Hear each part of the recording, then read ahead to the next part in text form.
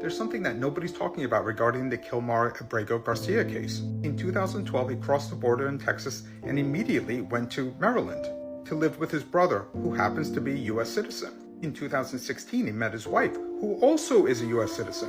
Why didn't he ever apply for citizenship or a green card? I've known many immigrants who apply for green card or citizenship if they have a close relative, such as a spouse who is a U.S. citizen. Why did he remain as an undocumented migrant for 13 years? And as far as we know, he never applied for green card or citizenship. Why? We're joined by his wife, Jennifer, by his mother, Cecilia. Yes, President Trump posted this few hours ago. This is the hand of the man that the Democrat feel should be brought back to the United States because he is such a fine and innocent person. They said he is not a member of MS-13, even though he got MS-13 tattoo onto his knuckles, and two highly respected court found that he was a member of MS-13, beat up his wife, etc. I was elected to take back people out of the United States. Among other things, I must be allowed to do my job. Make America great again. That is what Trump posted.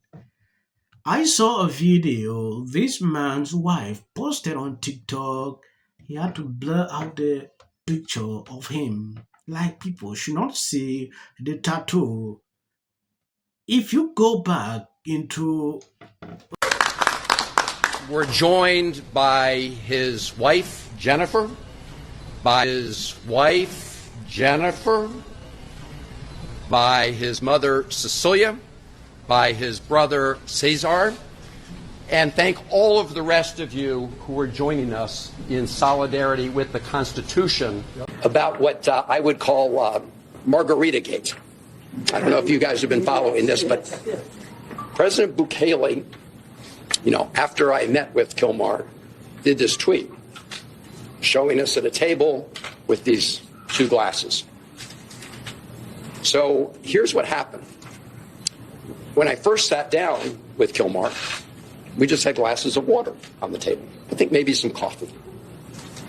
And as we were talking, one of the government people came over and deposited two other glasses on the table with ice, and I don't know if it was salt or sugar around the top, but they look like margaritas. And if you look at the one they put in front of Kilmar, it actually had a little less liquid than the one in front of me, to try to make it look, I assume, like he drank out of it. Let me just be very clear.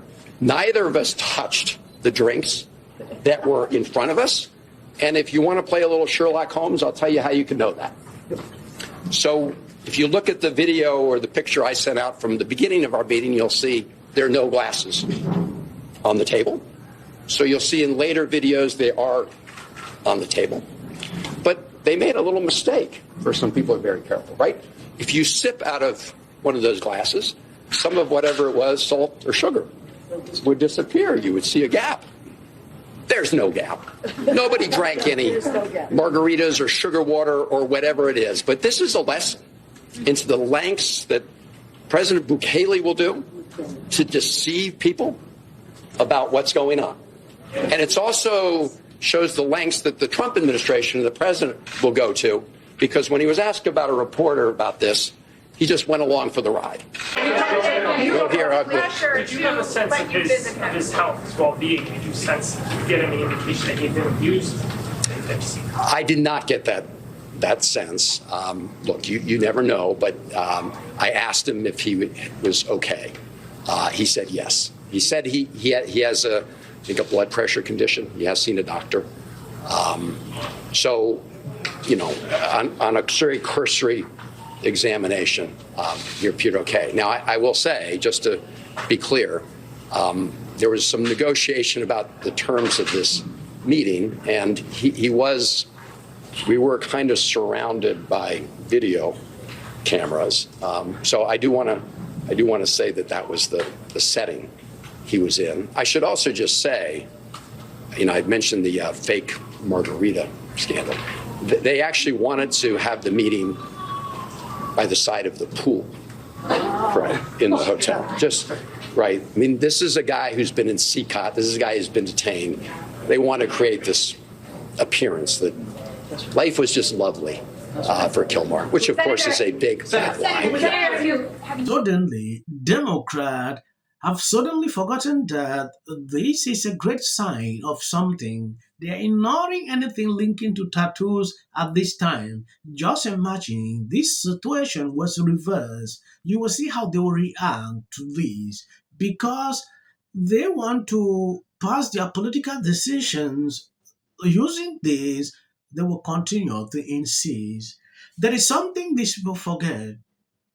Entering the United States illegally is a crime, right? But it seems a normal thing now to Democrat when it concerns this guy because he entered the United States illegally. And I raised a question. There is a video this man put out like he was married to someone that is a United States citizen. It's easy to apply for citizenship. For this number of years, this guy has been in the United States. Why has he not done that? Yeah, that is a question that puzzled through a lot of people's mind. If therefore he was guilty of something, reason he could not apply for citizenship. Needed to clear it up, right? What's your view of how what he did just now? He could have cleared it up much more concisely.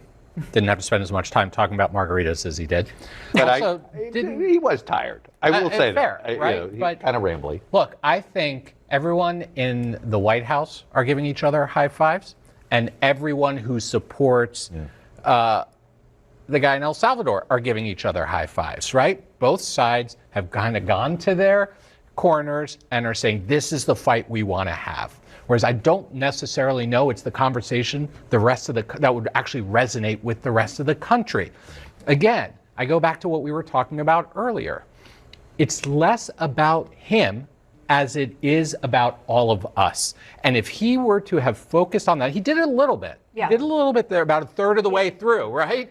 Where he said, taking away his constitutional rights takes away all of our constitutional rights. That is the place to take this. We don't know all of the details about this guy. So let's not make him a martyr. Let's make this about the fact that Donald Trump and his administration are chipping away at our rights on a daily basis. Criticism you've gotten. Matt Bennett from the Clinton-Gore era. This is insane behavior. John Anzalone, pollster most recently for President Biden. Yeah. $20 million should be spent on swing state legislative races, meaning state legislative races, and down ballot, not on this. Steve Shale, a Florida Democratic strategist, saying the DNC's vice chair should be focused on this kind of engagement, meaning engaging in places in battleground states where Democrats have lost ground, not over which Dem in a plus 20 seat should be primaried and knocked out. You know, look at the last results of the previous election. Those are the purported experts that brought us here. Just to say, it's not personal, right? I don't take those attacks personally in this regard. This is a strategic disagreement. And I want to be clear. All this money that we're raising is not only being spent on primaries by any means. That is the story that a lot of journalists and media run with. We are working What are you in also safer going to spend seats. it on? We're also going to be spending it on frontline seats where great young people are running, right, if they are the Democratic nominee, to make sure we're bringing in fresh faces to Congress. Right now, we talk about diversity all the time in Congress. One of the things we don't talk about as much in regard to that is age. Yes, like I said on one of my videos, if Democrat can take up this energy and put into fighting for American citizens, it will be a good thing. When you look at the energy until senators are leaving, traveling to another country to fight for this guy, it is something I don't understand. They came out with bogus stories like, oh, they've tortured this guy, they've done this to this guy. They went there, he came out, and they realized nothing happened to him. He's a citizen into that country, married to an American citizen. Tell why is it that he could not apply for American citizenship? Stay in the US for this number of years, about 13 years, is something that I can't still comprehend. Look at Democrat ratings, all-time low as a result of all these crazy things they are doing. The American people are waking up, they're seeing exactly what is happening. Their main agenda was to fight Trump. Oh, we don't want to do this. You don't want him to do this. Trump made it clear, I was elected to remove people like this in the United States. Look at Trump's ratings when it concerns these issues. You realize majority of Americans believe and like what he is doing when it concerns immigration. They even believe that they should deport all these people. So what he is doing, he knows that that is where the people actually. We start talking about this man, Kilmar Abreu Garcia. It seems like every week, but, people, what I find the most disturbing about this, and we can talk about him in a minute, but, Trump is talking about putting not just people like him who was illegal, and, I think it's okay to deport people, but it's different than disappearing them, right? Yes, but, our Constitution is quite clear that if you are a resident of this country, you deserve due process. And what the other thing... Even if you're here illegally. You deserve to have a hearing. You can't just be shipped off. When I look through social media to see how people are responding to this, everyone is furious. They realize the guy is fresh, he's cool, Nothing has happened to him. So what exactly are these people actually talking about? This is country. They should allow him. Like I said, I'm waiting to see the end result of what is going on. So the plan, as I understand it, and I'm sure we'll get more details, is if you're an undocumented immigrant, Trump wants you to go home, but if you're good at home, he will get you back into the country. They will fly you out of the country. And Kilmar Abreu Garcia has been living in Maryland for 14 years. He's got a wife. He was abducted by ICE and mistakenly deported to El Salvador. They refuse to bring him back. They won't even let him come back.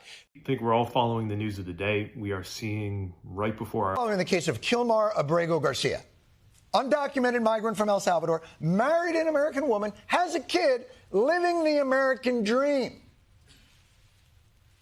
Until the Trump administration sent him to an El Salvadorian mega prison by, and I'm quoting, that mode, which is going to render them possibly an irrelevant party if they don't change. Yes, I'm a free speech guy. Randy Fine, everybody he had who he thinks are no longer loyal to him. I mean,